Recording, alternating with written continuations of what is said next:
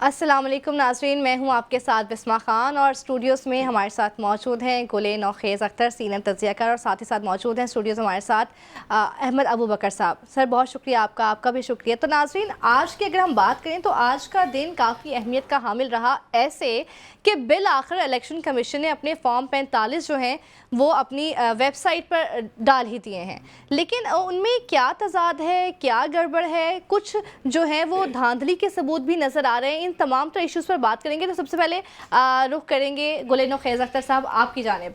तो क्या कहेंगे आप इस बारे में गुलेनो खैज़ साहब, ये जो बिल आखिर नताइज आए, 1 महीना डिले हुआ और उसके बाद अब जब नताइज आए हैं तो उनमें भी तज़ाद है, जो इल्ज़ामात लगाए जा रहे थे इलेक्शन कमीशन पर कहीं ना कहीं तो वो ठीक लग रहे हैं। बहुत शुक्रिया बिस्मा। असल में ये है कि ये अभी थोड़ी देर पहले ये रिज़ल्ट्स कुछ 2-4 घंटे पहले इलेक्शन कमीशन की वेबसाइट पर आए हैं। और सच्ची बात पूछे तो मैं तो इलेक्शन कमीशन की वेबसाइट खोलता हूँ और मेरी स्पीड ऐसी है मोबाइल की और लैपटॉप की, या शायद इंटरनेट कनेक्शन का मसला है, मुझसे तो वो डाउनलोड नहीं हो रहे। मे भी उनकी ट्रैफिक इतनी ज़्यादा हो गई हो कि वहाँ से वो चोक कर गई हो उनकी साइट, लेकिन मुझे वो डाउनलोड नहीं हुए। हाँ, अलबत्ता मुझे जो दिखाए गए हैं फॉर्म 45, वो कुछ अहबाब ने मुझे कुछ भेजे हैं, स्क्रीनशॉट्स भेजे। मेरे लिए फ़ैसला करना मुश्किल है कि क्या ये इलेक्शन कमीशन की वेबसाइट से ये जो मैनिपुलेशन या उसमें जो ओवर राइटिंग नज़र आ रही है, क्या ये वही फॉर्म 45 हैं जो इलेक्शन कमीशन की वेबसाइट पे लगे हैं। तो मैं इस बारे में अभी शकूक व शुबहात का शिकार हूँ, लिहाजा जब तक मैं क्लियर नहीं होऊंगा मैं इस बारे में बात नहीं कर पाऊँगा। अहमद अबू बकर साहब आपकी जानिब आना चाहेंगे। आप बताइएगा, ये जो फॉर्म 45 बिल आखिर वेबसाइट्स पर आए गए हैं, इनमें कुछ टेम्परिंग नज़र आ रही है, नंबर बदले हुए हैं और कई जगह पर बॉल पेन से जो है वो वहाँ पर डबल तादाद लिखी हुई है। देखें, इसमें मेरा ख्याल है कुछ का लफ्ज़ जो है वो आपने तकल्लुफ़न डाला है, वरना जो भी आप हल्का खोल रहे हैं जिसका फॉर्म 45 आप देख रहे हैं, तो आपको हर 4-5 सफ़ों के बाद ऐसा कोई ना कोई पोलिंग स्टेशन ज़रूर नज़र आता है जिसमें ओवर राइटिंग की गई है। और ओवर राइटिंग भी इस तरह से है, बिल्कुल अनाड़ियों की तरह, बिल्कुल टेक्निकलिटीज़ जो है उनको बिल्कुल अवॉइड किया गया है। इनका अब अगर फॉरेंसिक हो जाए तो ये तो मेरा ख्याल है दूध का दूध और पानी का पानी हो जाएगा। इस पर अब कहना क्या है, सर शर्म से झुक गया है कि एक ऐसा इदारा, आइनी इदारा जिसके पास तमाम इख्तियारात थे इलेक्शन को कराने के हवाले से, उस दिन गवर्नमेंट ऑफ द डे होता है, उसके पास पूरी रियासत के तमाम वसाइल मौजूद थे और पूरा पाकिस्तान बहरहाल उस पर कॉन्फिडेंस में था या नहीं था, लेकिन बहरहाल वो एक इलेक्शन कराने के लिए एक ऐसा इदारा था जिस पर एतमाद करने के सिवा कोई चारा नहीं था। मगर जिस तरह से पहले इन नताइज को दबाया गया, जिस तरह से फॉर्म 45 को वेबसाइट से अपलोड नहीं किया गया, उसकी आईनी खिलाफ वर्जी की गई। बिलाखिर जब दबाव बढ़ा है तो जिस तरह से हमने नताइज अब देखे हैं, जिस तरह की टेम्परिंग है, जिस तरह से टोटल वोटों की तादाद कहीं और है और कास्ट होने वाले वोट कहीं और हैं, बाज़ जगहों पर ऐसे उम्मीदवार हैं जिन्होंने जितने वोट लिए हैं उससे भी ज़्यादा रिजेक्टेड के खाने में हैं, और बहुत सारे तो ऐसे हैं जिनके ऊपर जिस तरह से अर्ली क्लासों के बच्चे जिस तरह से ओवर राइटिंग करते हैं, तो मैं तो इस पर यही कहूँगा कि इससे बड़ा फ्रॉड, इससे बड़ा मुनज़्ज़म धांधला आप कहें, इससे बड़ी कोई चीज़ नहीं हो सकती। अहमद अबू बकर साहब, मुतादिद फॉर्म 45 में ऑन चौधरी के जो वोट हैं वो भी काफ़ी मशकूक दिखाई दे। जी, बिल्कुल ऐसा है कि अगर हम उसको फुल चलाएं तो ऑन चौधरी साहब के जो हल्के में सूरत हाल है उसमें जगह जगह ओवर राइटिंग की गई है। और मेरे पास तो ज़राए से ये भी खबर है कि शायद ये जो फॉर्म 47 है, इनमें भी शायद अगर दोबारा गिनती हो जाए, जो इलेक्शन कमीशन जिसको दुरुस्त मान रहा है, तो शायद इसमें भी ऑन चौधरी दोबारा हार जाएं। जगह जगह उनको जो है ना टम्परिंग के ज़रिए जितवाया गया है। और इस हल्के का तो रिज़ल्ट मोस्ट डिटरमिन था पहले से। लोग कह रहे थे कि सरमान अकरम राजा जो है इस सीट को लीड करेंगे। जैसे सियालकोट का एक हल्का है, उसमें रिहाना डार के बारे में जिस तरह से कहा जा रहा था। फिर NA 64 है, कैसरा इलाही का जो हल्का है, उसमें तो एक जगह 590 वोट हैं उनको ज़ीरो लगा के तो आगे 90 कर दिया गया है। इस तरह के जो नताइज हैं जगह जगह वहाँ पर ऐसे हैं। सालक के मुकाबले में अगर स्क्रीन पे फुल कट कर सकें तो मैं आपको NA 64 का बता देता हूँ। इसी तरह से NA 151 में भी यही है, जो मेहरबानो कुरैशी का हल्का है। देख लेते हैं, हम अब नाज़रीन को भी दिखाते हैं सवाल। तो इस तरह की जो सूरत हाल है जगह जगह है, ये तो मुझे लगता है कि किसी ने खैर खाई की है तहरीक इंसाफ के साथ, कि जो वो कह रहे थे कि जो 8 फरवरी के फॉर्म 45 उनके पास है, मुझे लगता है कि उनकी नेचर ने, कुदरत ने उसमें मेहरबानी की है, उनकी कोई हेल्प की है, या इलेक्शन कमीशन इतना मजबूर था मुझे तो लगता है कि मारे गुस्से के उन्होंने वही चीज़ें अपलोड कर दी हैं और उन पर टम्परिंग कर दी है। सारा मुकदमा जो था तहरीक इंसाफ का, सारा दावा जो है, मुझे तो लगता है कि अपेरेंटली वो विक्टोरियस हो गए इसमें।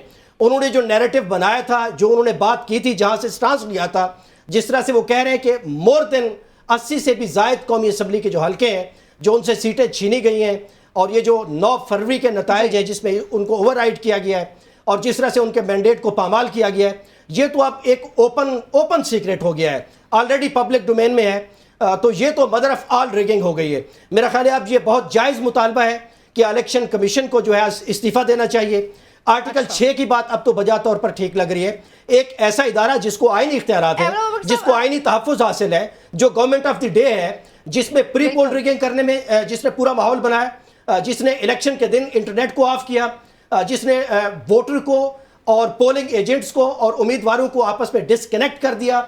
एक ऐसा इलेक्शन कमीशन जिसने रात को 4-5 बजे तक नताइज को रोके रखा और बाद में फिर जिस तरह से 9 फरवरी को नताइज दिए, उसके बाद तो पाकिस्तान में मुझे नहीं लगता कि आप कोई एक ऐसा इदारा सिविलियन, कोई ऐसी NGO जो इन इलेक्शन को जिसने मार्क किया हो, देखा हो, इसमें कुछ ऑब्जर्व किया हो, इसकी कोई साख रह गई है। अबे अबूबकर सर, नोखेज साहब भी मौजूद ही हैं, उनकी भी राय ले लेते हैं। तो नोखेज साहब बताएगा कि जैसे कि इलेक्शन डे था, हमने देखा कि पहले नताइज कुछ और आ रहे थे, फिर बाद में कुछ और आए, कितना जो था डिले आया रिजल्ट्स में। जो सिंध के दूर दराज के इलाके थे वहाँ के रिजल्ट्स आ रहे थे, लेकिन जो मेन इलाके थे इस्लामाबाद के, मरी के, यहाँ के, लाहौर के, तो उनके तो रिजल्ट्स इतनी देर में आए। तो अब जब बिलाखिर नताइज 1 महीने के बाद अपलोड हो गए हैं, टेम्परिंग तो नज़र आ रही है, आपकी क्या राय है? अच्छा, ये तो आप बाइस्ड हो गई ना, आपने जुमला कह रही है कि टेम्परिंग तो नजर आ रही है, मैं तो सवाल कर सकती हूं। हाँ नहीं, आपके सवाल का जवाब ये है कि मैंने फिर कहा कि ये टेम्परिंग अगर है तो इस पे तो मैं अबू बकर साहब के साथ हूँ अगर ये टेम्परिंग है। लेकिन तहकीक का तरीका ये है, तरीका तहकीक ये है कि आप एक चीज़ को समझने के लिए आप पहले इंतज़ार करें कि क्या इलेक्शन कमीशन की, क्योंकि ये जो नताइज आपने दिखाए हैं ना, जो हम अबू बकर साहब कह रहे हैं, ये कुछ लोगों का, बल्कि बहुत सारे लोगों का ख्याल है कि ये वो मैनिपुलेटेड रिजल्ट है, फॉर्म 45 हैं जो PTI की तरफ से बनाए गए थे, इनको मैनिपुलेट किया गया था। ये टेम्पर्ड है। की माफी, आपसे दोबारा आगाज करेंगे। हमें ज्वाइन किया पाकिस्तान तहरीक इंसाफ के रहनुमा हैं हलीम आदिल शेख साहब। हलीम आदिल शेख साहब, बहुत शुक्रिया आपका वक्त देने का। हलीम आदिल शेख साहब, जैसे कि आज रिजल्ट जो हैं बिलाखिर वेबसाइट पर आ गए हैं, टेम्परिंग नजर आ रही है, कहीं ना कहीं कुछ ना कुछ गड़बड़ तो है, आपकी क्या राय इस पर? अब क्या स्टांस होना चाहिए पाकिस्तान तहरीक इंसाफ का इस पर?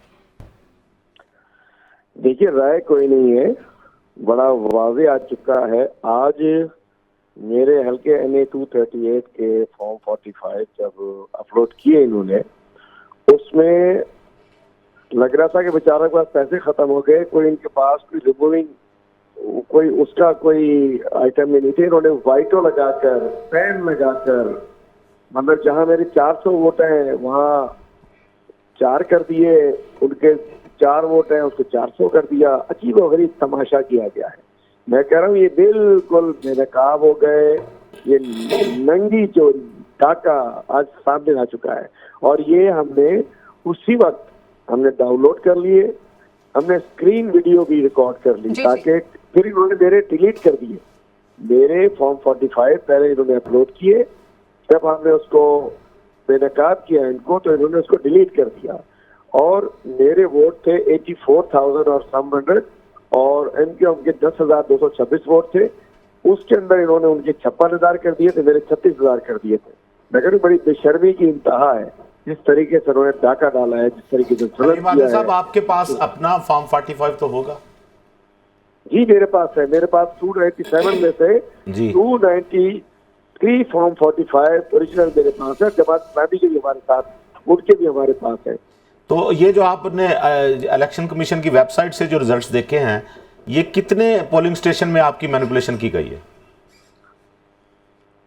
100% पोलिंग स्टेशन, हर पोलिंग स्टेशन में। हर पोलिंग स्टेशन। अच्छा सर, ये बताएं, ये जो कराची के हलके हैं उनमें कितने एक हलके हैं ये जो आप फॉर्म अपलोड हुए हैं कि उनमें बहुत ज़्यादा ओवर राइटिंग है, मैनिपुलेशन है? ज़रा थोड़ा सा हमें गाइड कर सकेंगे? जी मैं बताता हूँ आपको। देखिए, हमारे पास एक तो मैं जो आपसे बात कर रहा हूँ, ये हमने 2 दफ़ा प्रेस कॉन्फ्रेंसेस करके तमाम रिजल्ट्स को हमने मीडिया के सामने पूरी फाइलें रख दी थी, हमने ओपन दावत दी थी कि आप देखें हमारे पास जो फॉर्म 45 मौजूद है, जिसकी कंट्राडिक्शन आज आई है। कराची के 20 हल्के हैं जिसमें हमारे पास एज पर फॉर्म 45 हमारा रिजल्ट ज्यादा है। 2 हैदराबाद के हल्के हैं एमएनए के, और 38 हल्के जो है वो एचडीएस के हैं, जिसके अंदर मैनिपुलेशन हुई भी है और पहले हमारे रिजल्ट ज्यादा थे। तो ये हल्के हैं जिनका हमारे पास रिकॉर्ड मौजूद है, और आज इसमें सारे अपलोड नहीं हुए, कोई रह गए हैं तो एमपीएस के रह गए हैं, लेकिन जहाँ मैनिपुलेशन हुई और सबसे जो खौफनाक सूरत हाल थी वो मेरे ही हल्के में थी, और इन्होंने पहले इसको अपलोड किया, फिर उसको डिलीट किया, और बड़ी वो तो मैंने हमने ट्वीट्स भी किए, हमने सब कुछ रखा हुआ है, हमने अपलोड भी किया हुआ है। बड़ी अफसोसनाक, बड़ी गंदी सूरत हाल है उसके अंदर। तो हलीम आदिल शेख साहब, अब आपका नेक्स्ट लाहेअमल क्या है इस तमाम तर सिचुएशन को देखते हुए? लाहेअमल जो पहले था वो अब भी है। मैं कहता हूँ कि आज मजीद लोगों में गुस्सा आ गया है, क्योंकि ये हमारा वोट नहीं है, जिसको वाइटो लगाया गया है, जिसको बिठाया गया, ये उस कौम का वोट है, अवाम का वोट है, वोटर्स का वोट है जो बाहर निकले थे। एक तो हम अदालतों में भी जा रहे हैं, क्योंकि अब तो बड़ा वादे हो गया, कुछ नहीं छुपा रह गया, और इंशाल्लाह अवाम की अदालतों में मजीद ज्यादा जोर से जा रहे हैं, क्योंकि अवाम गुस्से के अंदर आ गई, शदीद बड़ा रिएक्शन आ रहा है वोटर्स का, जब वो देख रहे हैं कि उनके वोट के साथ क्या किया गया। हम अपनी पहले ही जिसमें थे हमारा वही है, लेकिन आज का जो ये हुआ है उससे तो मजीद ही बेनकाब हो गए। इनकी सारी चोरी डकैती रंगे हाथों पकड़े गए, अब इनका बचना मुश्किल है। ठीक है, बहुत शुक्रिया हलीम आदिल शेख साहब, पाकिस्तान तहरीक इंसाफ के रहनुमा हमारे साथ मौजूद थे। तो नौखेज़ साहब, क्या समझते हैं आप, अब जो एक सिचुएशन डेवलप हो चुकी है, इसके बाद क्या ऑप्शन रहेगा पाकिस्तान तहरीक इंसाफ के पास? और अगर ऐसा होता है और मामला आगे जाते हैं और कुछ टेम्परिंग साबित भी हो जाती है, जो कि अभी सिर्फ सबूत मिले, तो उसके बाद क्या सूरत हाल डेवलप होगी? मखसूस नशिस्तें कहाँ जाएंगी? आईनी बहरान नहीं पैदा हो जाएगा? हाँ, पहले तो आपने कहा कि अभी तो सबूत मिले हैं, साबित नहीं हुई, तो साबित तो हो गई ना अगर सबूत मिले हैं। लेकिन इनको सबूतों को लेकर मेरा ख्याल है हलीम आदिल शेख साहब हों या पीटीआई के कोई और लोग, या वो लोग जिनको ये शिकायत है कि इन फॉर्म में और उनके पास जो फॉर्म है उनमें कोई फ़र्क है, तो इसका एक रास्ता है, बड़ा बेहतरीन रास्ता, इलेक्शन ट्रिब्यूनल में जाएं, ये फॉर्म साथ लगाएं। अगर ये फॉर्म सही हैं और अगर उनकी बात ठीक है, तो मेरा नहीं ख्याल कि कोई ऐसा शख्स होगा जो उनकी मुखालफत करेगा। लेकिन अगर ये जो हमें दिखाए गए हैं टेम्पर्ड फॉर्म 45, अगर ये टेम्पर्ड भी इसमें भी टेम्परिंग हुई है, अच्छा, तो ये बात फिर गलत हो जाएगी। इसका मतलब है कि आपने वहां से एक फॉर्म अपने बनाए और अपने फॉर्म में आपने टेम्परिंग की और वो आपने व्हाट्सएप पे लोगों को भेज दिए कि ये वो वाले फॉर्म है। अगर ऐसा हुआ है तो ये भी उसी तरह उतना ही काबिल ताज़ीर जुर्म है जितना कि इलेक्शन कमीशन पे जिम्मेदारी आयद होती है। इससे लिहाजा कभी नौखेज़ साहब देखने में तो नहीं आया था कि इतना बड़ा डिले आए रिजल्ट्स में अपलोड करने में? हुआ मैं आपको बताता हूँ ना। आपने फिर 2018 के इलेक्शन नहीं ना देखे, उसमें तो अल्हम्दुलिल्लाह आरटीएस ही बैठ गया था ना, उसमें रिजल्ट आपको 1 महीना डिले तो नहीं हुए थे? नहीं सुने हुए थे ना, आप वही तो बता रहा हूँ। जब आप, अच्छा दूसरी बात यह है कि जब आपने आरटीएस बैठा था तो रिजल्ट्स आपको, ये जो अभी पहले बात हुई ना कि रिजल्ट लेट्स आ रहे थे, रिजल्ट उस वक्त भी लेट आए रिजल्ट, यही रोना पिटना उस वक्त भी लगा हुआ था। लेकिन मैं ये कहता हूँ, अगर आपने इन फॉर्म्स की बुनियाद पे आपने सवाल किया कि जी अगर ये साबित हो जाते हैं कि ये सही हैं, साबित होता हो इसमें प्रूफ तो करना पड़ेगा नौखेज़ साहब। क्या करना पड़ेगा इसमें प्रूफ तो आगे करना पड़ेगा। ऐसा इंक्वायरी कमीशन बना है, जुडिशियल कमीशन। मैं आपको बताता हूँ क्योंकि इलेक्शन कमीशन की पोजीशन तो बहुत कंप्रोमाइज्ड है। ये नहीं हो सकता नहीं, पहले तो जिन हालात में उन्होंने इलेक्शन कराया, जगह जगह तहरीक इंसाफ ने बेतमादी का इजहार किया। अबू बकर साहब जुमला तो सुन लें। जी।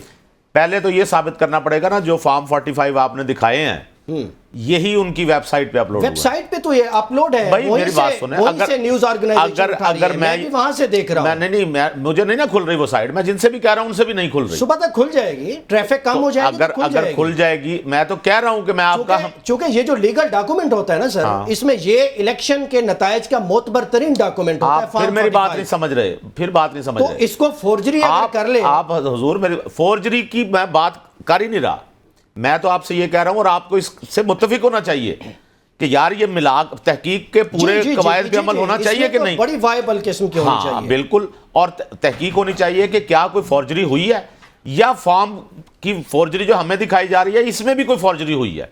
तो ये सुबह तक पता चल जाएगा, कल डिटेल आ जाएगी, डिटेल में डिस्कस हो जाएगा। अगर आपकी बात दुरुस्त हुई मैं मानूंगा, और अगर मेरी बात दुरुस्त हुई तो आपने तस्लीम करना है कि ये गड़बड़ हुई है। लेकिन नौखेर साहब मेरा सवाल है, जी जी, बल्कि मैं अपने नाजरीन से भी शेयर करता हूं कि ये आज दोपहर से मामला शुरू है और इस वक्त मेरा ख्याल है जब हम प्रोग्राम कर रहे हैं आज की डेट तारीख खत्म होने वाली है, तो इलेक्शन कमीशन अभी तक किसी स्टेटमेंट के साथ नहीं आ सका अगर कोई ऐसी फोर्जरी है या ऐसा कुछ किया जा रहा है या ट्विटर के ऊपर ऐसे कुछ फॉर्म डाले जा रहे हैं। अबू बकर साहब, इलेक्शन कमीशन क्यों आए सामने?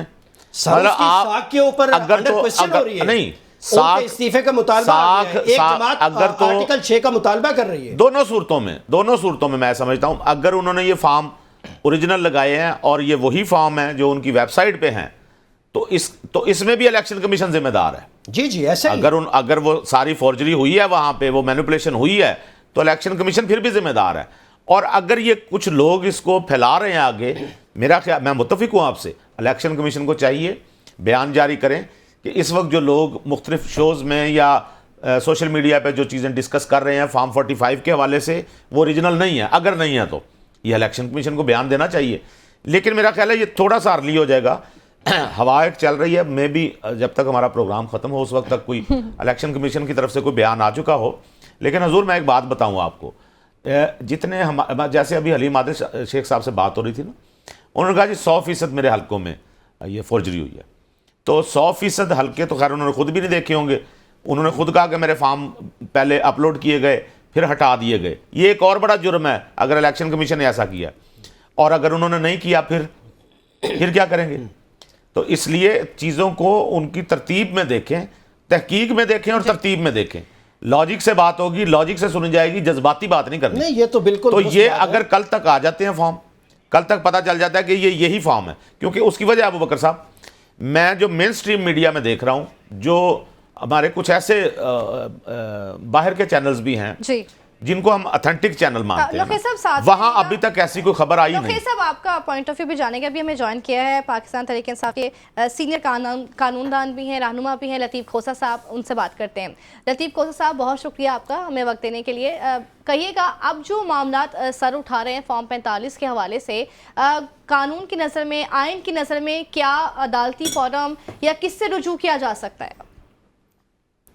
देखें, अदालतों में हम तो इलेक्शन कमीशन जो जिनकी बुनियादी जो है जिम्मेवारी है आइन में आर्टिकल 218 से लेकर आर्टिकल 222 तक के शफाफ और गैर जानबदार इलेक्शंस करवाएं। हम तो 6 साल बाद उन्होंने इलेक्शंस करवाए और जो उसका हशर नशर देखा गया वो भी आपके सामने है। और फिर जितनी हमने अदालतों से हमें जो रिलीफ मिली वो भी आपके सामने है। हमारा सिंबल तक छीन लिया गया और हम तो पहले दिन से कौमी असेंबली में भी एहतजाज कुना है कि ये जो घुसपैठिए फॉर्म 47 वाले आ गए हैं, क्योंकि 8 फरवरी को तो फॉर्म 45 हमारे पास मौजूद थे सारों के पास, और हम 180 लोग जीते हुए हैं कौमी असेंबली में। और अगर हमें जो है मखसूस नशिस्तें मिलती हैं तो 235 हमारे जो है MNAs बनते हैं, जो 2/3 के बराबर होता है। और इन्होंने 100 बंदे ऐसे घुसपैठिए आकर वहाँ मुसल्लत हो गए जो 9 फरवरी की पैदावार है फॉर्म 47 के। तो हम तो पहले दिन से एहतजाज कर रहे हैं कि खुदारा अवाम के मैंडेट को बहाल कीजिएगा, जिन्होंने मुस्तरद किया है। मैं खुद लाहौर से जीता हूँ, मुझे पता है कि लाहौर में एक भी मुस्लिम लीग नून का नहीं जीता है, और माशाअल्लाह वहाँ के वजीर आजम भी बन जाते हैं जिनको अवाम मुस्तरद करती है, पाकिस्तान पर मुसल्लत कर दिए जाते हैं। साहब, ये जो इलेक्शन कमीशन ने फॉर्म 45 जारी किया, फॉर्म 45, 46, 47, 48, 49, ये आपने वेबसाइट से देखे? इनमें भी इतना तजाद है जिसकी कोई हद नहीं है। सर, आपने ये फॉर्म देखे हैं, यानी वेबसाइट से देखे हैं? वेबसाइट पे भी देखे हैं, उनमें भी तजादात इतने हैं, लेकिन जो हमारे पास मौजूद है इन्होंने तो अपनी इंटरप्रिटेशन करके जो इन्होंने फॉर्म 47 के मुताबिक कोशिश की कि फॉर्म 45 को ढाला जाए, और जो इन्होंने कहा कि जिन बाकी तमाम उम्मीदवार के पास मौजूद है सिवाय मुस्लिम लीग नून के, और उनको कह दिया कि ये जाली हैं यकसर। तो ये फिर फ्रॉड की बुनियाद पर क्या इलेक्शन कमीशन को हमने तकाजा किया है कि सारी इलेक्शन कमीशन पर आर्टिकल 6 लगना चाहिए। खोसा साहब, ये मुझे समझ नहीं आती कि ये जो ओवरराइट किए गए, ये तो ऐसा लगता है किसी बच्चे ने ओवरराइट किए हैं। मतलब अगर ये करना चाहते हैं तो उसके और भी कोई थोड़े रीजनेबल तरीके हो सकते थे, जिससे कम से कम को थोड़ा सा तो लगे कि ओवरराइट नहीं। ये तो बिल्कुल पूरा ऊपर पेंसिल लगाई हुई है। Is it from election commission? Sir हमने लगाए हैं इलेक्शन कमीशन के पास। उन्होंने मसलन अगर 1335 है वोट तो उन्होंने 1000 काट के 335 कर दिया, और फिर उन्होंने जो है जहां 735 थे वहां 135 कर दिए। यानी इस भोंडे तरीके चले सर, ये तो समझ आती है 700 का वो एक धंधा मिटा दें तो वो 1 बन जाता है, 135 बन जाता है। लेकिन 700 को बना देना 5, ये तो बच्चे को समझ आ जाएगा ना, 7 को 5 बनाया जा रहा है। तो ऐसी आप तवक्को कर रहे थे इलेक्शन कमीशन में? यानी ये जो फॉर्म हम देख रहे हैं, क्या ये वाकई वही फॉर्म है जो इलेक्शन कमीशन ने अपनी वेबसाइट पे लगाए हैं?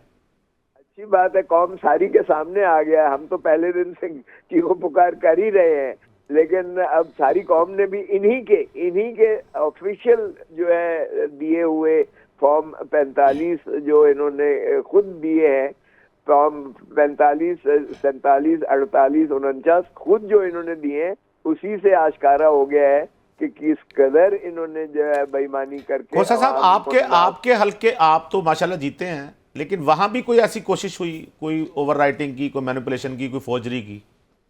देखिए वहां जो कुछ हुआ ना, आपको एक तो आपको पता ही है, हमें जी, ना जी। जलसा करने दिया, ना जुलूस निकालने दिया, ना कॉर्नर मीटिंग करने दी, ना कैंपेन करने दी, ना बैनर्स लगाने दिए, सिंबल भी छीन लिया। सर फिर पोस्ट इलेक्शन की बात करूं। सुने ना, फिर क्या किया इन्होंने, पोलिंग दिन को पोलिंग स्टेशन भी इन्होंने बदल दिए। बीवी का उठा के कहीं फेंक दिया, मियाँ का उठा के कहीं वोट फेंक दिया, बच्चों के उठा के कहीं फेंक दिए। आप हैरान होंगे कि जो कुछ इन्होंने किया, लेकिन आफरीन है अवाम की। यानी मैं खराज तहसीन पेश करता हूँ। लोगों ने एक जिद कर रखी थी कि जहां मर्जी जितने चक्कर दोगे हम जाएंगे, और फिर जब हमारे दी हुई पर्ची पर उन्हें नहीं जाने देते थे तो मुस्लिम लीग नवाज की पर्ची लेकर वो वोट देने चले जाते थे। अच्छा और उन्हें खोसा साहब, बिस्मिल्लाह सर करके- एक सवाल ले लें सर। अब ये तो एक फुल फ्लैज क्राइसिस सा बन गया है ना सर। तो आप चूंकि लीगल ब्रेन है, अब व्हाट नेक्स्ट सर? चूंकि ये तो दोबारा उसी आईनी इदारे के पास, इलेक्शन कमीशन के पास उज़रदारियों में जाना है। ट्रिब्यूनल भी वही है। आज आला तरीन अदालत में भी ऐसे रिमार्क्स आए हैं कि जो आईनी फोरम है उसमें चले जाएं। तो इससे आप समझते हैं कि डेडलॉक से बाहर निकलेगा मामला? नहीं, बिल्कुल भी नहीं निकलेगा। देखिए हमने तो तकाजा किया है कि सारी इलेक्शन कमीशन बशमूल चीफ इलेक्शन कमिश्नर के, इनको फौरी बर्खास्त हो जाना चाहिए या मुस्ताफी हो जाए और कौम से माफी भी मांगे।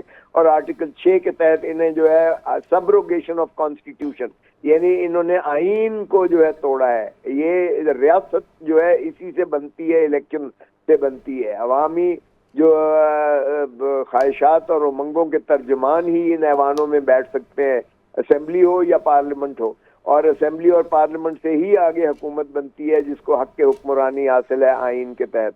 और आइन में वफादारी सिर्फ अवाम के साथ आर्टिकल 5 में है, और ताबेदारी जो है वो आइन के साथ है और किसी इदारे के साथ नहीं है। बदकिस्मती है हमारी के जो अवाम के टैक्सों से जिनको तनख्वाहें मिलती हैं, खून पसीने की कमाई से अवाम की, उनको तनख्वाहें मिलती हैं, मराहत मिलती हैं, गाड़ियां मिलती हैं, सारा कुछ मिलता है, और वो हमारे मालिक बन बैठते हैं। ये कैसे हो सकता है? मालिक जो है देने वाला होता है या लेने वाला होता है? तो इसलिए आइन में तो बड़ा वाज़ेह लिखा हुआ है या आइन जो है उसके ऊपर ताबेदारी होगी और वफादारी अवाम के साथ होगी। आर्टिकल 5 और 7 को देखिएगा। और कोई इदारा नहीं है। तो जब अवाम ही के तर्जमान, अवाम ही के नुमाइंदों को हरा दिया जाए और घुस बैठिए आके हमारी असेंबली में बैठ जाएं, और फिर वहां से जो है एक शख्स जो हारा हुआ है उसको प्राइम मिनिस्टर बना दिया जाता है, और जो हारी हुई है उनकी बेटी खैर से या भतीजी, वो उसको चीफ मिनिस्टर बना दिया जाता है। तो फिर अल्लाह हाफिज है इस मुल्क का, क्या कह सकते हैं। बहुत शुक्रिया सिर्फ खोसा साहब, अपनी राय से, कानूनी राय से आप आगाह कर रहे थे, बहुत शुक्रिया। तो नाज़रीन, इस इशू पर फर्दर भी डिस्कस करेंगे या वक्त एक ब्रेक का, आप साथ रहिए।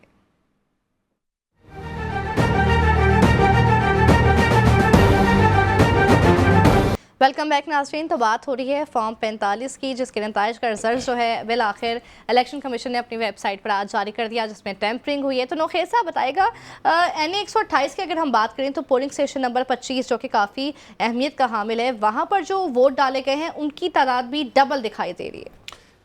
अच्छा, चूंकि बात सारी यही चल रही है ना जो फोर्जरी की, मैं आपसे फिर वही बात करूंगा कि ये जो आपके पास अभी लतीफ़ खोसा साहब से बात हो रही थी, उनसे भी बात, उन्होंने थोड़ी सी बात को जज्बाती रुख दे दिया। तो बात ये हो रही है कि ये जो फार्म 45 हैं, जिस हल्के के भी हैं, 128 के हैं या 64 के हैं या 117 के, 130 के हैं, जो भी हैं आपके पास, कराची के हल्कों के हैं। मैं ये बात कर रहा हूँ कि इनमें इनको अच्छा, ये भी देखना चाहिए कि जिन हल्कों से अहबाब हमारे जीते हैं पीटीआई वाले, जी, वहाँ भी कोई फोर्जरी हुई है या वहाँ नहीं हुई, फॉर्म तो चेक करने पड़ेंगे। ये जिन हल्कों के आप ये कह रही हैं कि फोर्जरी हुई है, ये फॉर्म इलेक्शन कमीशन के पास हैं भी या नहीं, ये उनकी वेबसाइट से लिए भी गए हैं या नहीं? दावा तो, एक मिनट अबू बकर साहब, दावा तो हर बंदा कर रहा है कि मैंने उनकी वेबसाइट से लिए। प्रॉब्लम ये है वो कौन से फॉर्म थे जो इससे पहले हमें पीटीआई की तरफ से अच्छा, उसमें आपने देखा है जो पीटीआई ने जितने भी क्लेम किए फॉर्म 45, उनमें से किसी के ऊपर आपको ओवर राइटिंग नजर नहीं आई, जितने भी हमने देखे। तो मैं इसीलिए कह रहा हूं ना, वो ये ओवर राइटिंग वाले कौन से हैं? दूसरा, फिर जिन सीटों के ऊपर तहरीक इंसाफ के हिमायत याफ्ता या सुन्नी इत्तेहाद कौंसिल के लोग जीते हैं, उनके ऊपर अगर कोई एतराज है तो वो सामने आना चाहिए। मैंने और आपने तो नहीं उस पर एतराज करना, उस पर पीपल्स पार्टी ने एतराज करना है, कि जेयूआई ने करना है, उनके ऊपर पीएमएलएन ने करना है। तो उनके लिए तो उनकी आवाज भी मौजूद है, मौके भी मौजूद है, अभी आपने इलेक्शन बॉडी भी मौजूद है। अभी आपने लतीफ़ खोसा साहब से जो बात कर रहे थे ना, तो आपने कहा कि फिर ये कहां से कंप्लेंट कहां जाएंगी ये सारी?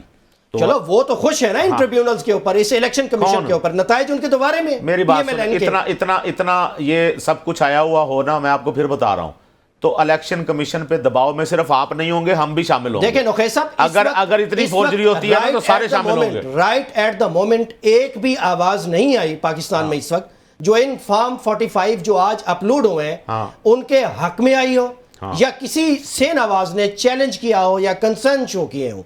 आप लॉजिकली मैं हैरान हूं अबू बकर साहब। देखिए उसूली तौर पे मेरी बात सुन लेना, मेरी बात सुन ले। हाँ जी, उसूली तौर पे फॉर्म 45 जो इलेक्शन कमीशन ने अपलोड किए और सो कॉल्ड जिनको हम कह रहे हैं कि ये वाले हैं, अभी तक तो कंफर्म नहीं हुआ, ये उनकी वेबसाइट में हुआ है साहब। भाई बात तो सुनेंगे ना, अब आधी बात सुनी आपने, आधी फिर नहीं सुनी, सवाल वहीं रह गया। मैं ये कह रहा हूं कि अगर ये फॉर्म 45 इलेक्शन कमीशन वाले ही हैं जिनका हम प्रिंट लेके बैठे हुए हैं, जो हम दिखा भी रहे हैं, अगर ये फॉर्म 45 वही हैं, तो इस वक्त तक मुल्क में आग लग जानी चाहिए। जब आग किस चीज की? जज्बात की। इस वक्त तक बयान देना चाहिए, पीटीआई के रहनुमा सामने आए, वो बताएं, ये देखें ये क्या कुछ हुआ है, कुछ हो रहा है ऐसा क्या नहीं? मुझे मशकूक बना रहा है ना, अमल मशकूक बना रहा है। ट्विटर हैंडल देख लें, और ट्विटर को छोड़ देना, ऊपर तो वो इलेक्ट्रॉनिक मीडिया पे उनके रहनुमा भी इस पे बात कर रहे हैं। इंटरनेट उनके दो रहनुमाओं को बुलाया, नहीं वो तो हमने लिया ना। इंटरनेट की स्पीड स्लो है और ये रहनुमा भी जो बात कर रहे हैं वो जज्बाती बात ज्यादा कर रहे हैं। समझ नहीं आ रही सर, नहीं ये जज्बाती बात मैं आपको बता रहा हूं। ये तो डे ऑफ पोलिंग से लेकर अब तक जो इंटरनेट की पोजीशन है इस मुल्क में, मामला अदालतों तक में गया हुआ है। अब हौसला नहीं है अबू बकर, आप इसको मैच करें ना सर इन ग्राउंड रियलिटीज के साथ, इन इल्जामात। मैं आप चुप कर जाता हूं। नहीं मैं तो दुरुस्त बात कर रहा हूं। आप दुरुस्त कह रहे हैं, मैं अगर गलत भी कह रहा हूं तो उसे सुन तो लें। जी जी जी प्लीज। मैं मान लेता हूं कि मैं गलत कह रहा हूं, जनाब के आगे मैं कैसे कह सकता हूं? नहीं, लेकिन उसको सुनना आपका हक है। जी जी आप बात ठीक है ना, हम दोनों दुरुस्त बात कर रहे हैं ना, अपने तय आप दुरुस्त समझ रहे हैं, मैं आप दुरुस्त समझ रहा हूं। लेकिन बात यह है, ये फॉर्म जो इस वक्त तूफान मचना चाहिए था वो नहीं मच रहा। आप बात नहीं समझ रहे। इस वक्त इलेक्ट्रॉनिक मीडिया पे इन रहनुमाओं को कोई एक प्रेस कॉन्फ्रेंस हुई है इस पे आज की डेट में, जब से ये फॉर्म 45 इलेक्शन कमीशन ने डाले हैं, कोई एक प्रेस कॉन्फ्रेंस नहीं हुई। और मैं हैरान हूं, वल्लाह आलम इसकी क्या वजह है। इसीलिए मैं भी मशकूक हो रहा हूं कि जब तक उनकी साइट इतनी उसमें मेरी रीचेबल नहीं होती, यानी वो खुल नहीं जाती, उस पर रश कम नहीं हो जाता, मैं उन फॉर्म को देख नहीं लेता, तब तक मैं इसी तरह मशकूक रहूं। चलिए नोखे साहब, ये तो होगी बात फॉर्म 45 की। तो एक तरफ काबीना बन रही है, मखसूस नशिस्तों का जो मामला है वो झूका तो है, और अब ये फॉर्म 45 के मामले ने भी सर उठा लिया है। तो आखिर जब तक पॉलिटिकल स्टेबिलिटी नहीं आएगी मुल्क में, फर्दर मामला कैसे चलेंगे, मुल्क कैसे चलेगा? मसाइल तो वहीं के वहीं खड़े हैं, और ये तो मतलब दिन ब दिन जो है चलेंगे। मैं आपको एक बात बताऊं, इस पे तनकीद या तनकीस जो भी करनी है वो तो बाद में करेंगे, लेकिन इस वक्त मखसूस नशिस्तें शामिल करके तकरीबन 2/3 अक्सरियत दोनों जमातों की मिला के बन गई है। वाह मुस्लिम मैं बात कर लूँ या नहीं? अबू बकर साहब आपके वाह से लगा, अब आपने यही मेरी बात तोड़नी है, लेकिन सुन लें, बात वो करें जो लीगली मैंने कर दी है। ये हो गया है ना, ये सही हुआ, ये गलत हुआ, इसको छोड़ दें, ये हो गया। वो नशिस्तें उनको मिल जाएंगी और उसके बाद वो 2/3 दोनों जमातें मिलकर 2/3 अक्सरियत, मतलब वो आइन में कोई तरमीम कर सकेंगी। वो आइन में तरमीम कर सकेंगी तो अपोजिशन उनका कुछ नहीं बिगाड़ सकेगी। जितनी तादाद दरकार है आइन में तरमीम के लिए वो करेंगी।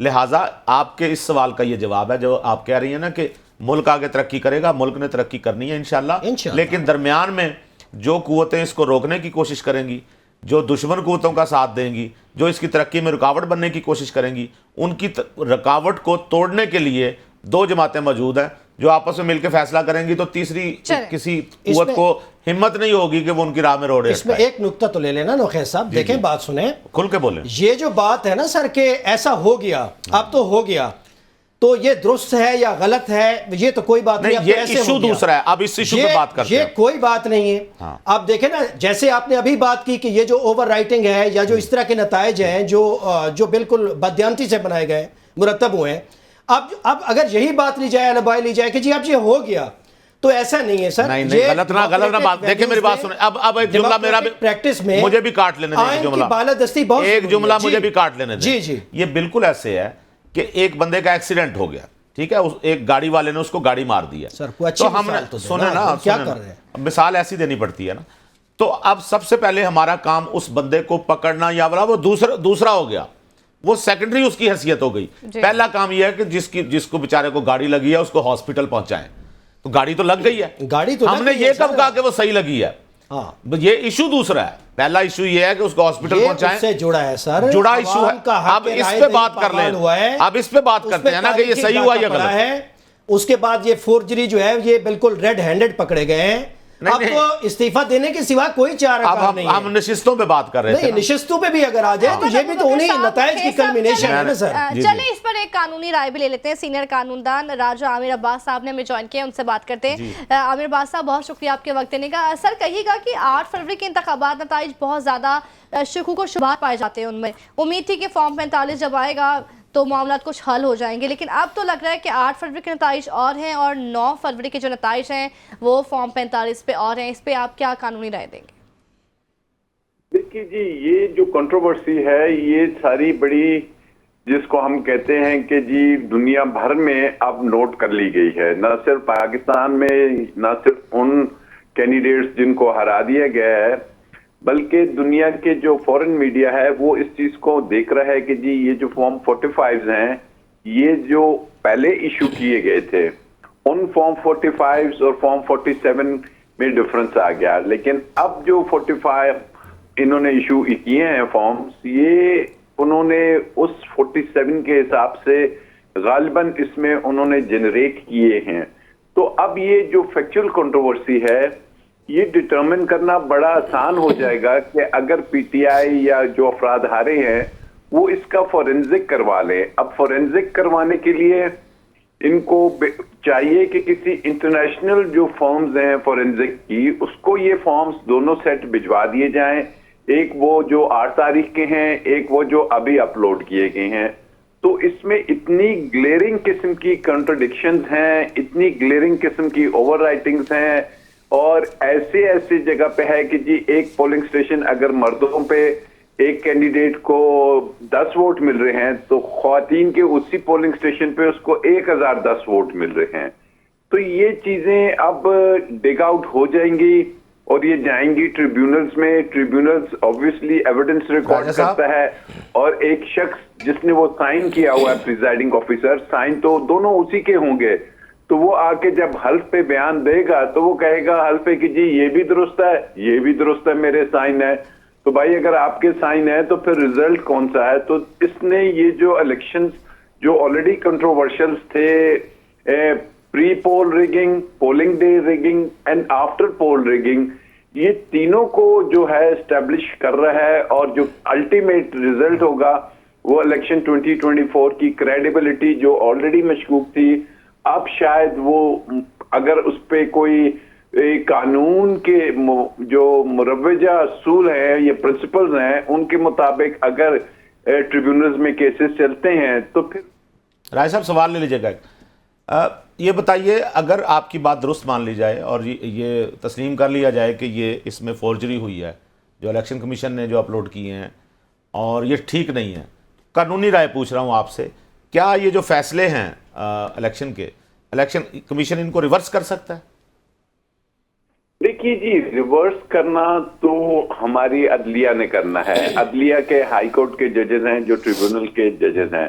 अब वहां पे किस स्पीड से केसेस चलते हैं, किस अंदाज में चलते हैं, और ये कोई इतना आसान नहीं कि इन चीजों को अदलिया के जजेस जो से हैं वो ओवरलुक कर सके, क्योंकि ये एज एविडेंस की जो कानूनी शहादत के साथ तहत है रिकॉर्ड होगा, तो ये बड़ा मुश्किल हो जाएगा इसकी जस्टिफिकेशन देना कि जी सेट्स ऑफ फॉर्म 45, एक फॉर्म 45 कुछ और कह रहा है, दूसरा फॉर्म 45 कुछ और कह रहा है।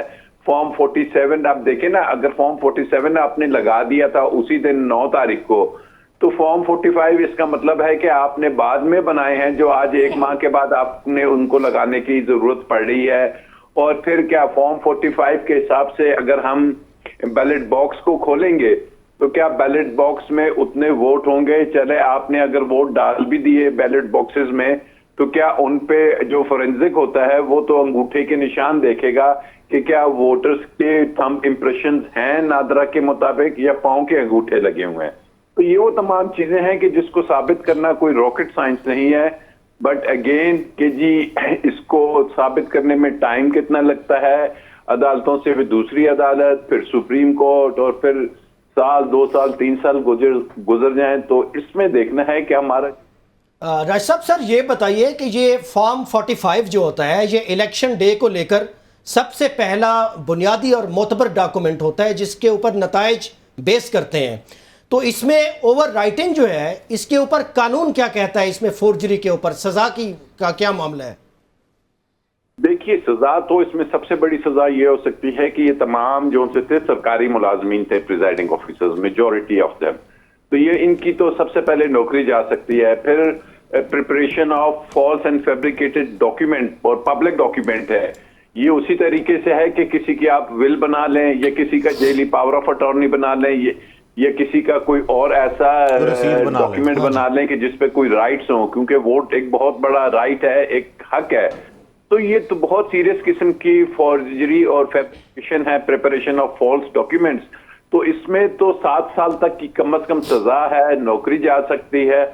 तो अब बात अगेन वही है कि इसको तमाम आप कारपेट के नीचे फेंक दें तो इतना आसान नहीं होगा, इसके कॉन्सिक्वेंसेस होंगे। अल्टीमेटली इसमें क्या होगा कि जी ये जो कैंडिडेट्स हैं ये बेचारे वकीलों के और ट्रिब्यूनल्स के, क्योंकि मैंने अभी इसमें इलेक्शन कमीशन के सामने दर्जनों ऐसे केसेस किए हैं जिसमें मुझे वाज़ेह तौर पे नजर आ रहा था, न सिर्फ मुझे नजर आ रहा था बल्कि इलेक्शन कमीशन को भी नजर आया, और यही वजह बनी कि इलेक्शन कमीशन ने कहा जी ये तो 2 फॉर्म 45 आ गए हैं, तो आप जाइए ट्रिब्यूनल में, वहां एविडेंस रिकॉर्ड होगा। तो क्या इलेक्शन कमीशन को ये नजर नहीं आया कि वो इसको समरली देख लेता?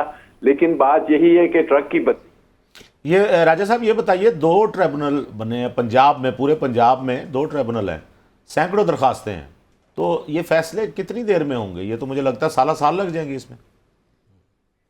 मैंने आपसे कहा ना कि अगर हमारा सिस्टम ट्रक की बत्ती के पीछे लगाना चाहता है, और वो यही ट्रक की बत्ती है कि 2 ट्रिब्यूनल हैं, तारीखों पे तारीखें, और इतने हैं। अब क्या वजह है कि बलूचिस्तान सबसे छोटा सूबा है, और वहां पे कौमी असेंबली की मेरे 15 या 20 कुछ इतनी सीटें हैं, तो वहां पे 3 ट्रिब्यूनल काम कर रहे हैं, 3 ऑनरेबल जजेस को बना दिया गया है। लेकिन पंजाब, यहाँ पे हाई कोर्ट के जजेस की तादाद उससे 10 गुना, 20 गुना, 40 गुना ज्यादा है, लेकिन वहां पे सिर्फ 2 जजेस। 2 का मतलब यही है कि ना नंबर आएगा, ना केस आपका डिसाइड होगा। फिर जैसे कि अभी हमने देखा कि जो पिछले इलेक्शन 2018 का था, उसमें वो कासिम सूरी साहब की जो फैसला था वो फिर स्टे सर, तहरीक इंसाफ का जो मुकदमा है इस धांधली को लेकर, वो तो बज़ाहिर ये जो नताइज अपलोड हुए हैं इसको देखकर तो दुरुस्त मालूम हो रहा है। बस सिर्फ इतना बता दें कि इसके बाद अगर ये सारी चीज़ें प्रूव हो जाती हैं, जो अपेरेंटली लग भी रही हैं, तो फिर तो इलेक्शन कमीशन के इस्तीफे का मामला दुरुस्त है, इनको तो अब घर जाना चाहिए। अब क्या जवाब है इनको इस तरह से सीटों पर बैठने का? देखिए जी, अब मुस्ताफी सिर्फ ये इलेक्शन कमीशन ने तो इंतखाबात जो से हैं ठीक है उन्होंने ऊपर रखा है, लेकिन फिर अगर एक इदारे को आप देख लें, पुलिस का क्या रोल रहा, अदालतों ने या जजों ने जिस अंदाज में सजाएं दी, जिस अंदाज में पीटीआई का बल्ले का निशान ले लिया गया, ये बहुत सी चीजें हैं जो आपस में कनेक्टेड हैं। किसी एक चीज को आप आइसोलेशन में नहीं ले सकते। तो इन तमाम चीजों को अगर आप देखेंगे तो फिर वही बात होगी कि जी जो दुनिया कह रही है, लेकिन दुनिया के कहने से तो ठीक नहीं होता। जब हम खुद अपना सिस्टम ठीक नहीं कर पा रहे, नहीं करना चाहते, तो फिर हम इसके कॉन्सिक्वेंसेस भी भुगतेंगे। उसकी क्या लेजिटिमेसी रह जाएगी ऐसे पार्लियामेंटेरियंस की जो कि जानते हुए भी और मानते हुए भी कि वो इलेक्शन नहीं जीते, जब पार्लियामेंट में बैठेंगे तो वो काहे की कानून साजी करेंगे, क्या पॉलिसी साजी करेंगे। इट इज ठीक है, बहुत शुक्रिया राजा आमिर साहब, सीनियर कानूनदान अपनी राय से आगाह कर रहे थे। नाज़रीन, यहाँ एक छोटा सा ब्रेक ले लेते हैं, आप साथ रहिए।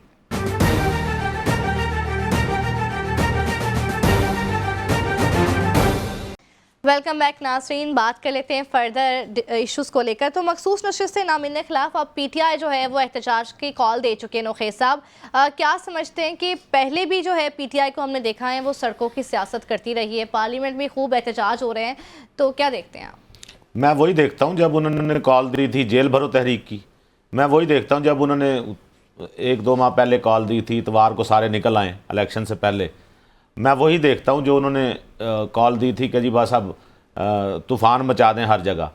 तो अब ये कुछ नहीं होगा और ख़ुद पीटीआई को भी सोचना चाहिए, जब आप मॉब इकट्ठा करते हैं तो उसके बाद फिर आप ये दावा नहीं कर सकते मेरे इख्तियार में नहीं रहा मॉब।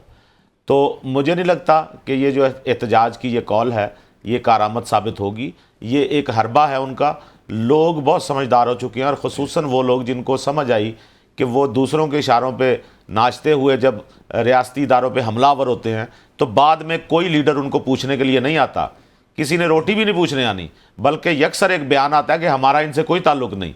सो वो नौजवान जो लोग जो अपने जिनके माँ बाप सलामत हैं, जिनकी फैमिलीज़ हैं, वो समझ गए हैं इस चाल को कि उन्होंने तो पीटीआई का वतीरा ही रहा है। लेकिन अगर वतीरे की बात तो नहीं है, ये तो हक है किसी सियासी जमात का, उसको मौत कह देना। शुरू में आप यही कहते हैं, शुरू में यही कहते हैं हक है और बाद में उनसे मुकर जाते हैं। जमहूरी हक है सर, आपका हक है, बिल्कुल। इसे आप वतीरा कह लें, मैंने आपको कहा आपका हक है, लेकिन लोग इस झांसे में नहीं आने वाले। अब लोग झांसे में नहीं आते। उन्होंने देख लिया कि जो गिरफ्तार होता गया उनसे पीटीआई मुकरती गई और उन्होंने कहा इनसे हमारा कोई ताल्लुक ही नहीं। मेरा आपसे सवाल है, जी इलेक्शन के इन नताइज के ऊपर एक सियासी जमात को जो तहफ़्फ़ुज़ात हैं उस पर एहतजाज करना उसका हक है पुरअमन।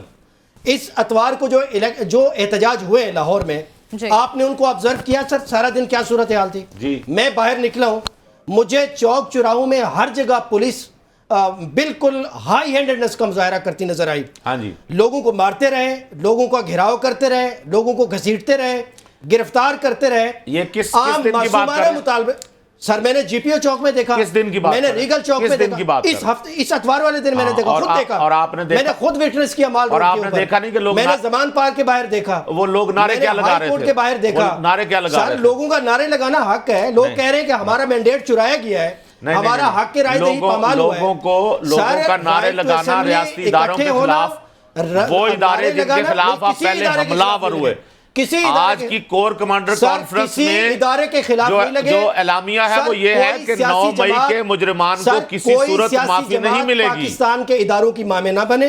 अफवाज पाकिस्तान की मोहब्बत अफवाज पाकिस्तान के घर घर में है। नहीं, आप रिगार्डलेस ऑफ ये क्या कहा मामे ना बने?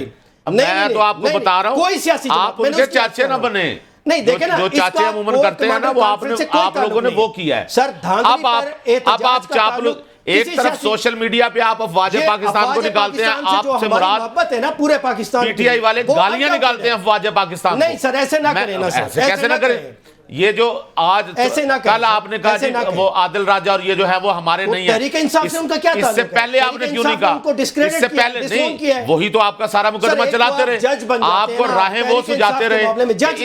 इस तरफ कोर कमांडर हाउस है, इस तरफ वो है, वो लाइव बैठ के बताते रहे। लेकिन जब आपको पता चला कि आप फंस रहे हैं और वो इंडियन जासूस हैं, तो तब आपने कहा कि इनसे हमारा कोई ताल्लुक नहीं। आईन पाकिस्तान के बुनियादी हकूक हैं, उनमें राइट टू असेंबली, पुरअमन एहतजाज, और पूरा नारे मन करें, लगाना ये पूरा मन हक है। करें, पूरा मन करें, ऐसे ना करें पूरा सर, मन ऐसे करें, ना बिल्कुल करें। करें। एहतजाज को मैं हक में हूं, वकीरा कहना, पूरा मन इसको करें, बलवा कहना, इसको आप मॉब कहना, ये मुनासिब नहीं है। पूरा मन करना चाहिए। मैं पहले ही पोलराइजेशन बहुत है सर, पुरअमन ही हो रहे हैं ना सर। उस दिन आप बताएं कि संडे को जो एहतजाज हुआ उसमें कहीं रिपोर्ट हुआ कि कहीं किसी चीज में जलाओ घिराव किया गया हो, कोई ऐसे नारे लगाए गए हों, तो कहीं- या रियासत को चैलेंज दरपेश हुआ तो उसमें कहीं हुआ है? अच्छा, पुलिस ने उस कहीं दिन क्या रिपोर्ट हुआ किया? है सर? पुलिस ने उस दिन क्या किया? पुलिस ने जगह जगह लोगों को घसीटा, जगह जगह लोगों को ये पकड़ा, रिपोर्ट जगह हुआ जगह लोगों को ये गिरफ्तार रिपोर्ट हुआ किया। है उस दिन? मैंने तो वहां पर 6, 7, 8 मैंने 1-2 घंटों के अंदर प्रिजन वहां- वैन देखी है मैंने हाई कोर्ट के सुनो बाहर। ना, प्रिजनर वैन देखी, किसको गिरफ्तार किया? यार मैंने कोई पेशवार नहीं, लोगों को, नहीं, पेशवार नहीं, वर्करों को नहीं, देखा, नहीं, आप वीडियोस है। वहां अबाद फारूक वहां के भाई को मीडिया भी गिरफ्तार मौजूद किया था गया, ना, शहजाद मीडिया भी फारूक को। मौजूद था ना, वहां हाफिज नुमान को वहां गिरफ्तार मीडिया किया भी गया। मौजूद था ना, मीडिया को तो वहां रिपोर्ट अफजल करना अजीम पाक चाहिए। को गिरफ्तार और किया चलिए, गया सर, ऐसे बेशुमार कर वो लेते हैं, डिसबर्स अहमद किया अबू जाता है, बकर वो साहब, गिरफ्तार ये नहीं किया बताइए, जाता। आप क्या समझते सर, हैं ऐसे कि ना करें अगर ना। पीटीआई अब जब इतवार को एहतजाज की कॉल दे ही चुकी है तो एक तो एहतजाज हो गया, दूसरा वो कहते हैं कि हम अदालतों से रुजू करेंगे, अदालतों की तरफ जाते हैं तो क्या वहां से रिलीफ मिल सकता है? कुछ ना कुछ स्ट्रैटेजी डेवलप की होगी पीटीआई ने अपनी अब मखसूस नशिस्तों को लेकर। ये सवाल किन से? अबू बकर से, मुझसे? जी अबू बकर साहब। नहीं देखें, बिल्कुल ये उनकी स्ट्रेटजी है, वो रोड्स पे भी आएंगे, ये उनका हक है। आइन इस बात की एडवोकेसी करता है, ये हक देता है। पार्लियामेंट के अंदर भी उनको एहतजाज का हक हासिल है, वो करेंगे।